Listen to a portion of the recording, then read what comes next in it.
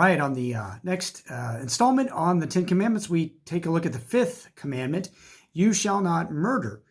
Well, what does this mean? Luther rightly explains we should fear and love God, that we do not hurt or harm our neighbor in their body, but help and befriend them and in every bodily need. So help and befriend or be a friend to them in every bodily need. So what does this mean more so for our everyday lives? And let's talk a little bit about the nature of murder as the scriptures define that and so on and so forth.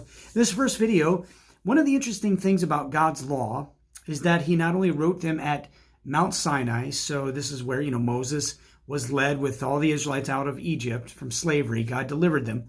And right at Mount Sinai, this is where the law was written down and delivered. But as we see this too, in our own human hearts, there are some laws of God. In fact, a general sense of all the laws of God, but some are very, very evident, very clear. So people are born, in other words, with a general sense that murder is bad. Taking of another's life, their conscience plagues them. Their thoughts suggest that they aren't to take life senselessly, but only defend life. So the commandment to not murder is a perfect example of a general command that all people know, no matter how different their culture is. So name some things that people maybe generally know, just intuitively, if you will. Let's take a moment, not just murder, but what other laws? And we can kind of sense this from the fourth commandment, honor your father and mother. So is that kind of a general law that people recognize from culture to culture, honoring those in authority? Don't murder. We're going to move on to the sixth commandment next, of course. So how about marriage? And things of marriage, don't commit adultery.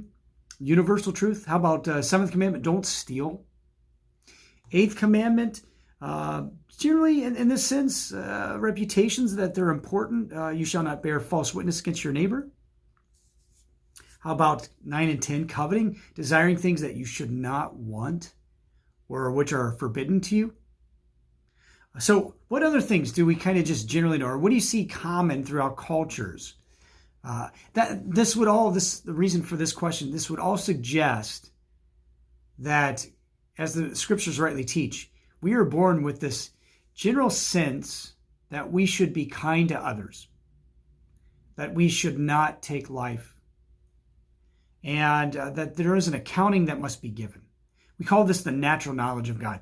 But for today's discussion, again, think about some things that are just generally accepted, no matter your culture. With that, I'm going to leave you with this passage, Romans 2:14. The Apostle Paul recognized this truth when he said, when Gentiles who do not have the law, the written law that we are discussing, do by nature what the law requires, they are a law to themselves, even though they do not have the written law, since they show that the work of the law is written on their hearts.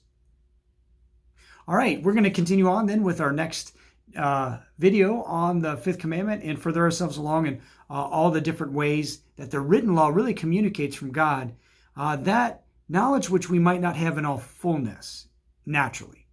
We'll see you in the next video.